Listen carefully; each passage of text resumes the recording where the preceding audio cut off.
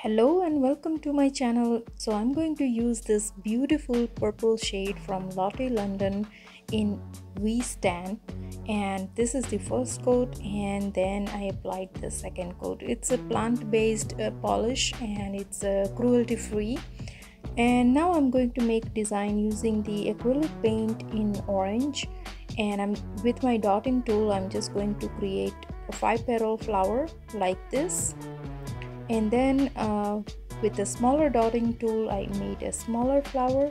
Now with the brush I'm using this dotting tool and the brush combination. It's 2-in-1.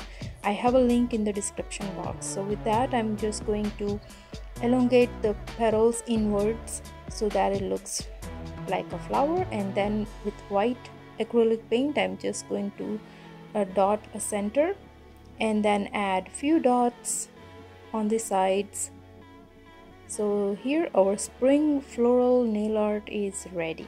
I hope you like this video. Please don't forget to like, share and subscribe to my channel, and I'll see you in the next one. Till then, enjoy the photos.